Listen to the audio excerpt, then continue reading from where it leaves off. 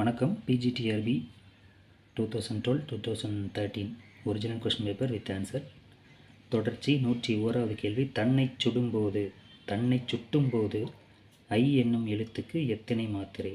Option C. இது என்பது முற்றியலுகரம். அப்பரும் சம்பந்தரும் படிக்காசு பெற்ற தலம். Option A. 104. மதுரை காமராஜர் பல்கலைக்கழகத்தின் முதல் துணைவேந்தர். Option A Meenakshi Sundaranar. 105. அதிரப்பொருவது தும்பைத்திணை. 106 ஒரு பட்டியல் கொடுத்துருக்காங்க, அது சரியாக பொறுத்த சொல்லியிருக்காங்க. அதுக்கான விடை ஆப்ஷன் ஏ. 107. இதன்பால் இல்லாத எப்பொருளும் இல்லை என பாராட்ட பெறும் நூல் திருக்குறள். சோழர் கால தேர்தல் முறை குடவோல முறை. 109. அபிதான சிந்தாமணி எனும் கலைக்களஞ்சியத்தை ஆக்கியவர் சிங்காரவேலு முதலியார். 110. 11 கீழ்கணக்கில் உள்ள நீதி நூல்களின் எண்ணிக்கை. மொத்தம் 18 நூல். அதில் நீதி நூல் எத்தனைன்னு கேட்டிருக்காங்க. மொத்தம் 11 நூல்.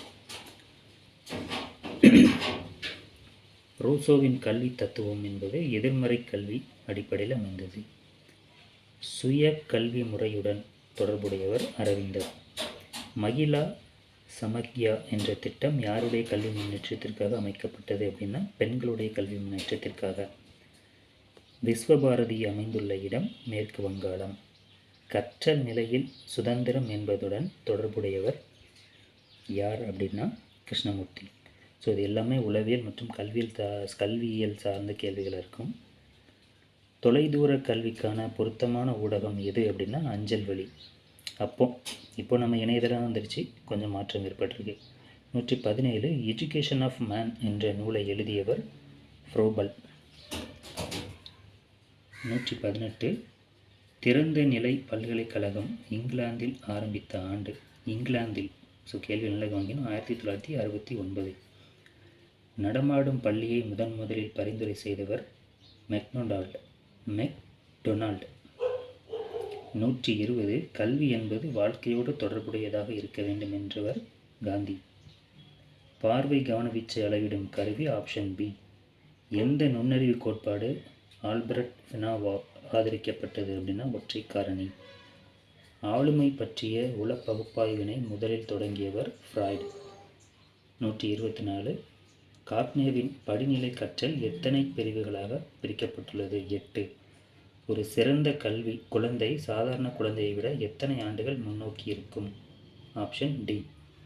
126. மனித உடலில் எத்தனை குரோமோசோம்கள் உள்ளன? 46. கற்றவற்றை எத்தகைய மாற்றமும் இன்றி அப்படியே வெளிப்படுத்துவது எது என அழைக்கப்படுகிறதுனா குருட்டு மனப்பாடம். நுண்ணறிவு சொற்சாரா சோதனை யாருக்கு ஏற்றது? இவர்களில் அனைவருக்கும். மேலே சொன்ன ஆப்ஷன் உள்ளவங்க எல்லாத்துக்கும். அப்புறம் ஒரு நூல் தியரி ஆஃப் மோட்டிவேஷன் என்ற நூலை எழுதியவர் யார் அப்படின்னு கேட்டிருக்காங்க. Option B. மாஸ்லோ. 130வது கேள்வி. வெஸ்லர் குழந்தைகளுக்கான நுண்ணறிவு சோதனை நடத்திய ஆண்டு 1949. யுனெஸ்கோ ஆதரித்த கல்வி எது அப்படின்னா அனைவருக்கும் கல்வி. இது இப்போது நமக்கு இங்கேயே நம்ம பின்பற்றிட்டு இருக்கோம். அது யுனெஸ்கோ ஆதரித்த கல்வி. தமிழ்நாட்டில் எந்த மாவட்டத்தில் மக்கள் தொகை அடர்த்தி குறைவாக உள்ளது? நீலகிரி மாவட்டம்.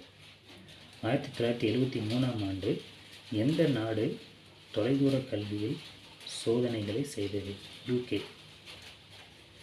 குழந்தை தொழிலாளி ஒழிப்பு நாள் ஜூன் 12. முறையான கல்வி முகமை என்று அழைக்கப்படுவது எது அப்படின்னா பள்ளிக்கூடத்தில் கற்றுக்கொள்வதுன்னா முறையான கல்வி முகைமை அப்படின்னு அழைக்கப்படுது. ஸோ முன்னோடி பள்ளியின் மறுபெயர் நவோதயா. Option D. தமிழ்நாட்டில் எத்தனை திறந்த நிலை பள்ளிகள் உள்ளன? 27. இது பிற்காலத்தில் மாறலாம். செயலறிவு திட்டம் தொடங்கியது யாருக்காக? இதில் குறிப்பிட்ட அனைவருக்காகவும். தொழிலாளர், மலைவாழ் மக்கள், உழவர் இவர்கள் அனைவருக்காகவும். ஸோ தேசிய கல்விக் கொள்கை கடைபிடிக்கப்பட்ட ஆண்டு 1986. முதியோர் கல்விக்கான மகிழா மண்டலம் மகிழா மண்டல் எந்த நிலைக்காக அமைக்கப்பட்டதுன்னா கிராமப்புற நிலை. அப்புறம் 141வது கேள்வி, இந்தியா ஹாக்கி போட்டியில் உலக கோப்பையை வென்ற ஆண்டு. இதுக்கு நான் ஆப்ஷன் குறிப்பிடலை. இதற்கான விடையை நீங்கள் கமெண்ட்டில் தெரிவிக்க முயற்சி பண்ணுங்கள். 1971, 73, 78 அல்லது 75. அடுத்து 142வது கேள்வி, NABARD அப்படிங்கிறதோட விரிவாக்கம் என்ன அப்படின்னு கேட்டிருக்காங்க. National bank for agriculture and rural department. அதுதான் அதுக்கான விடை. 143, பாண்டியர்களின் துறைமுகம் எது அப்படின்னா கொர்கை. கோரா அப்படிங்கிற புத்தகத்தை எழுதியது யார் அப்படின்னு கேட்டிருக்காங்க. ரவீந்திரநாத் தாகூர். அசோகரது கல்வெட்டுகளில் அவருடைய பெயர் பொதுவாக எப்படி குறிப்பிடப்பட்டுள்ளது? எப்படி? ஆப்ஷன் சி, பிரியதர்சி அப்படின்னு குறிப்பிடப்பட்டது. 146வது கேள்வி, டில்லி சுல்தான் அரசுக்கு வருவாய் கீழ்கண்டவற்றில் எதன் மூலம் அளிக்கப்பட்டது? ஆப்ஷன் ஏ விடை. வீட்டில் பயன்படுத்தப்படும் குளிர்சாதன பெட்டியில் குளிரூட்ட பயன்படும் வாயு எது அப்படின்னா ஆப்ஷன் டி. 148வது கேள்வி, ஐக்கிய நாடுகள் சபையின் தற்போதைய பொதுச் செயலாளர் யார்? இதில் போட்டிருக்கக்கூடிய விட இப்போ பொருந்தாது. இந்த கேள்வி கேட்கப்பட்ட ஆண்டு ஆப்ஷன் ஏ விடை. இப்போ ஐக்கிய நாடுகள் சபையின் தற்போதைய பொதுச் செயலாளர் யார் அப்படிங்கிற விடையை நீங்கள் கமெண்ட்டில் குறிப்பிடுங்க.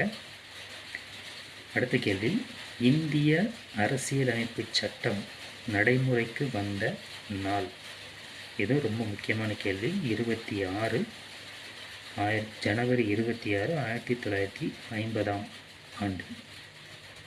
அதை தான் நாம் குடியரசு தினமாக நம்ம கொண்டாடிட்டுருக்கோம்.